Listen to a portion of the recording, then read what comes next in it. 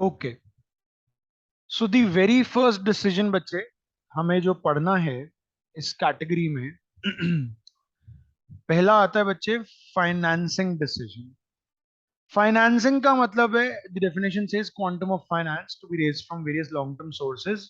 Simple सा एक aspect पकड़ लेते हैं। आप बिजनेस हो, कंपनी हेड हो, आपको पैसा उठाना है। Quantum, the block of money which the business wants to raise from the various long term sources. अब लॉन्ग टर्म सोर्स हमें यहाँ पर बार बार डिस्कशन में एक ही लाने होंगे। हम यहाँ इक्विटी और डेट की बात कर रहे हैं। हम यहाँ शेयर और डिवेंचर की बात कर रहे हैं। या तो हम शेयर से पैसा लाना चाहते हैं या फिर हम डिवेंचर से पैसा लाना चाहते हैं। तो हम हैं business, we are the business, we are the company, and we need to raise the money. We need to bring money into the business. या तो ओनर फंड्स लाएंगे या बोरोड फंड्स लाएंगे। ओनर फंड्स बोले तो आपका इक्विटी का पैसा, बोरोड फंड्स बोले तो आपका डेट का पैसा। अब जो क्वेश्चन आता है हमारे पास सेंटर ऑफ अट्रैक्शन बन के, क्वेश्चन हमें क्या पढ़ना है? क्वेश्चन आएगा इसका, फैक्टर्स अफेक्टिंग फाइनेंसिंग डिसीजन। मतलब अब यहां क्या होगा, हम एक एक करके कुछ पॉइंटर्स उठाएंगे और उन पॉइंटर्स में ये फाइट चलेगी कि हमें पैसा डेट से लाना चाहिए या इक्विटी से लाना चाहिए। चलो आओ शुरू करते, let's begin. The very first factor is state of capital market. State of capital market. Now what is state of capital market? पहली बात, कैपिटल मार्केट क्या है? कैपिटल मार्केट को हम प्यार से स्टॉक एक्सचेंज बुलाते हैं। वही मार्केट जहां पर शेयर डिबेंचर खरीदते हैं। लेट्स नॉट फॉरगेट ना, आप कंपनी हो, आप डेट इक्विटी का ट्रेडिंग कर रहे हो, तो आप अल्टीमेटली स्टॉक मार्केट से तो प्योर रिलेशन लेके चलोगे। नाउ इट टॉक्स की state of capital market. Now stock market has two states, two phases आते हैं स्टॉक मार्केट में। एक आता है बुल और एक आता है बियर। एक आता है बुल और एक आता है बियर। यार bull is always angry. Bull गुस्से में रहता है, भागने की कोशिश में, बस रुकना नहीं है, उड़ते जाओ, तेज भागो ऊपर की तरफ, ऊपर राइज करना है। तो बुल की मार्केट ऊपर जाती है, जिसका मतलब क्या है कि बुलिश बोले तो शेयर मार्केट शूट कर रही है, शेयर वैल्यू ऊपर जा रही है। बियर लेजी होता है, हैवी सा क्रीचर, एक बार बैठ गया तो बस नीचे चला जाता है, कहता अब सो ही जाऊं, बस हिलना नहीं है अपनी जगह से। तो बियर में क्या होता है, शेयर वैल्यू क्रैश हो रही होती है। हम यहाँ कौन है? हम तो हैं कंपनी। ये फाइनेंसिंग डिसीजन हम किसका पढ़ रहे हैं? हम कंपनी का पढ़ रहे हैं। कंपनी को पैसा उठाना है लॉन्ग टर्म सोर्सेज से, दैट इज डेट और इक्विटी से। आपको पैसा उठाना है तो आप शेयर मार्केट तो जरूर देखोगे ना। अगर मार्केट चल रही है बुलिश, अगर मार्केट चल रही है बुलिश, तो कंपनी के लिए बहुत इजी हो जाएगा पैसा इक्विटी से उठाना। अब इसका क्वेश्चन आता है क्यों? बच्चे आप कंपनी हो, मार्केट में ट्रेंड चल रहा है शेयर वैल्यू शूट होने का, तो जितना इन्वेस्टर होगा वो कहेगा मुझे भी शेयर में लगाना है। So in the bullish phase, the company finds it very easy to raise the money from the equity shares. But इसका opposite है bearish phase. मार्केट क्रैश हो रही है, शेयर वैल्यू डिक्लाइन हो रही है, पैसा लोगों का डूब रहा है। तो ऐसे में इन्वेस्टर कहेगा भाई कुछ सेफ खेलूं, पैसा डूबना नहीं चाहिए, बड़ी मेहनत से कमाया है। तो बियरिश फेज में बच्चे कंपनी पैसा उठा लेती है कहां से? कंपनी उठाती है फंड्स डेट मार्केट से, कि चलो डेट उठा लेते हैं, सही रहेगा। पहला फेज है बुल जहां शेयर वैल्यू शूट करती है, company finds it easy to raise the money from equity. दूसरा फेज है बियर, जहां पर शेयर वैल्यू डिक्लाइन होगी, तो company will raise the money from debt market. Easy हो जाएगा उनके लिए। सेकंड पॉइंट पर आते हैं। सेकंड फैक्टर है हमारा रिस्क। सेकंड फैक्टर जो कंसिडर करना है हमने वो है रिस्क। अब डेट और इक्विटी में या तो ओनर बोरोड बुला लो या डेट इक्विटी बुला लो। डेट और इक्विटी में इक्विटी कोई खास रिस्क लेकर नहीं आता कंपनी के लिए। हम इन्वेस्टर के दिमाग से नहीं पढ़ रहे, हम तो पढ़ रहे हैं यहाँ सब कुछ कंपनी के दिमाग से। तो कंपनी के लिए तो कोई खास रिस्क नहीं लाता, लेकिन डेट बहुत रिस्की है। डेट कैसे रिस्की है, उसका नेचर पढ़ लेते हैं। डेट फंड्स कहते हैं कि हम लेकर आएंगे क्या? हम आएंगे रीपेमेंट ऑब्लिगेशन के साथ। Now what is repayment obligation? Repayment obligation बोले तो तुम बिजनेस करो या ना करो, तुम रेवेन्यू लाओ या ना लाओ, तुम्हें इंटरेस्ट तो भरना पड़ेगा, डेट का पैसा तो लौटाना पड़ेगा। तो इफ द कंपनी वांट्स कि उनको रिस्क कम रहे, रिस्क ज्यादा नहीं लेना, तो पैसा इजीली कहां से उठाएंगे? उठाएंगे इक्विटी से। इक्विटी में कोई रिस्क नहीं है, आपने प्रॉफिट नहीं कमाया तो आपको डिक्लेयर नहीं करना, कोई आपको फोर्स नहीं करेगा डिविडेंड डिक्लेयर करने को। तो ऐसे में if the company wants to risk कम रख के चले अपने साथ, तो वो पैसा कहां से उठाएंगे बच्चे? हमेशा इक्विटी से उठाएंगे, क्योंकि डेट किसके साथ आता है? डेट आता है रीपेमेंट ऑब्लिगेशन के साथ। Debt debt comes with the repayment obligation. Third factor पे आते हैं। तीसरा फैक्टर है हमारा कॉस्ट। तीसरा फैक्टर है हमारा कॉस्ट। अब कॉस्ट पॉइंट ऑफ व्यू पे हमें पढ़ना होगा कि कंपनी को डेट और इक्विटी में से सस्ता क्या पड़ता है, और इसका भी आंसर हमें बताना है, और वो आंसर है हमेशा debt. Why? Because interest paid on debt is अ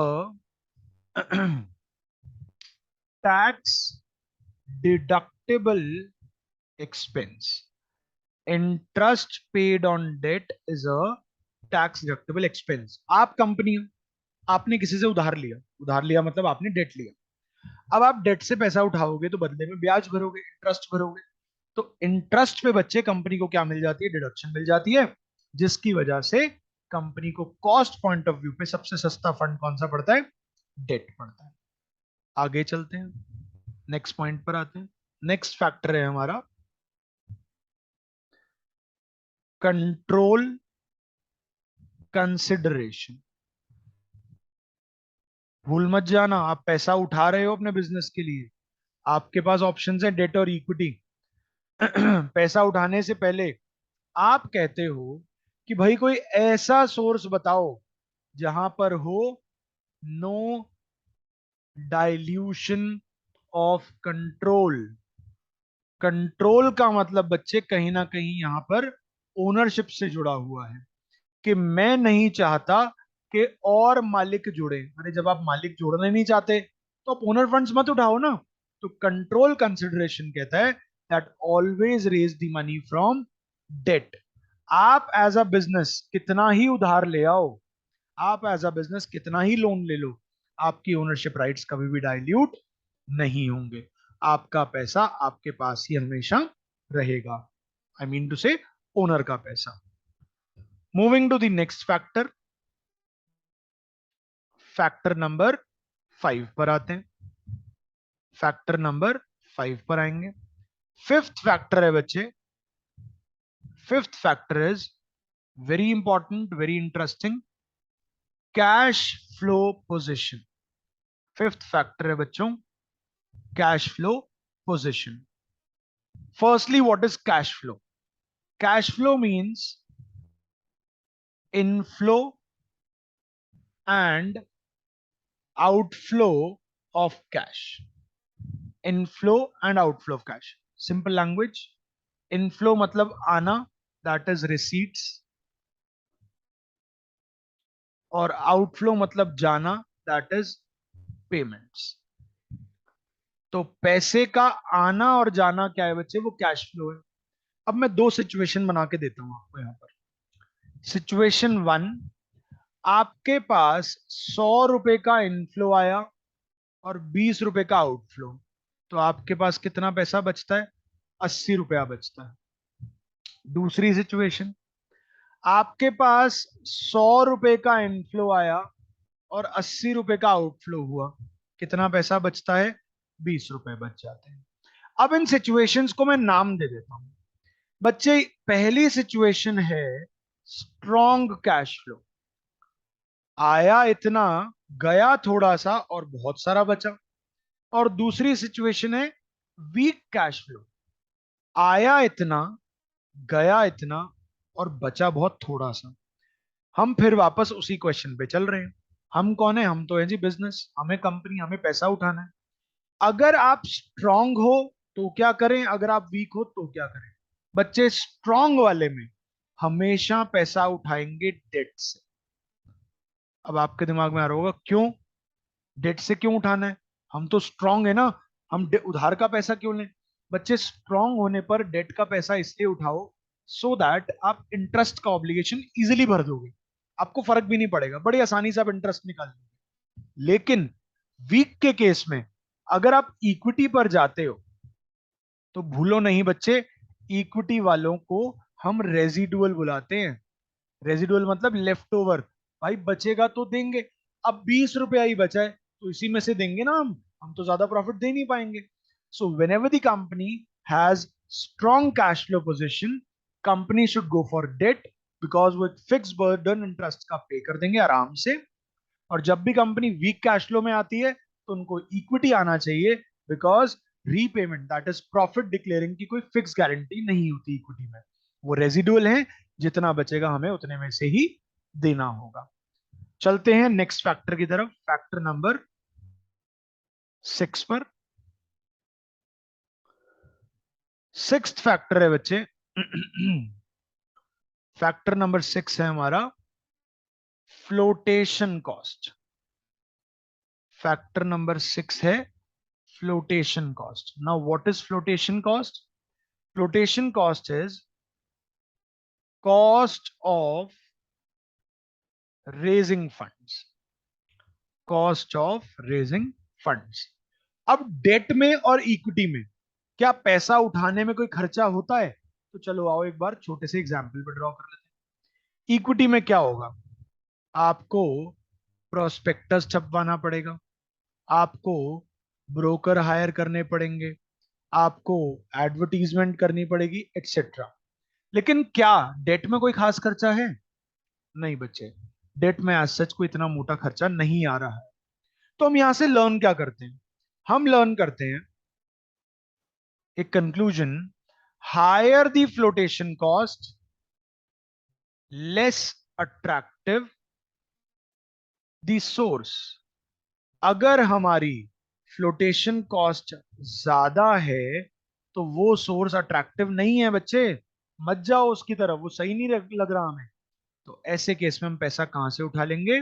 हम पैसा फ्लोटेशन कॉस्ट के फैक्टर में डेट से उठाएंगे, क्योंकि डेट कोई खास बड़े फ्लोटेशन कॉस्ट के साथ नहीं आता, कंपनी को इसमें कोई खास ज्यादा खर्चा नहीं करना पड़ता। लास्ट फैक्टर पे आएंगे बच्चे, लास्ट फैक्टर है हमारा सेवेंथ फैक्टर। सेवेंथ है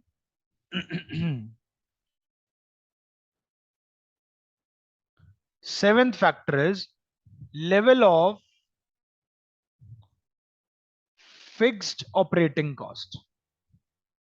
Level of fixed operating cost. अब यहां डिस्कशन एक छोटी सी कॉस्ट का होना है, वो है हमारी ऑपरेटिंग कॉस्ट। अब ऑपरेटिंग कॉस्ट को कैसे सिंपल वर्ड्स में बोलें? ऑपरेटिंग कॉस्ट है वो पैसा जो एक business day to day expenses में लगाता है, वो खर्चा जो बिजनेस का डेली बेसिस पर हो जाता है। तो सिंपल सी बात है, अगर आपके ऑपरेटिंग कॉस्ट ज्यादा है तो क्या करें, ऑपरेटिंग कॉस्ट कम है तो क्या करें? हमें इन दो क्वेश्चंस का आंसर निकालना है। अब ऑपरेटिंग कॉस्ट ज्यादा होने का मतलब क्या है? भाई रेंट ज्यादा जाता है, बिजली का बहुत खर्चा है, पानी का बहुत खर्चा है, वेजेस काफी निकालने पड़ते हैं, ऑपरेटिंग कॉस्ट बहुत हाई है, भाई नहीं मैनेज हो रहा। तो ऑपरेटिंग कॉस्ट हाई में बच्चे डेट पे मत जाओ ना, जब ऑलरेडी इतने खर्चे हैं तो एक और फिक्स खर्चा क्यों पालना? आप यहां पर क्या करो, आप इक्विटी से पैसा उठा लो। अगेन वही बात, खर्चे ज्यादा दिखाओगे तो रेजिड्यू कम बचेगा, और कम बचेगा तो कम देना पड़ेगा। लेकिन वहीं अगर आपके पास आपके ऑपरेटिंग कॉस्ट कम है, आपके खर्चे बहुत कम है, कोई रेंट खास नहीं जाता, कोई बिजली का खर्चा नहीं, कोई पानी का खर्चा नहीं, तो आप उस केस में डेट उठाकर आसानी से अपना बर्डन जो है क्लियर कर सकते हो। That is you will be very easily able to pay the interest obligation. तो ये है हमारा पहला डिसीजन, जिसको हम बुलाते हैं फाइनेंसिंग डिसीजन।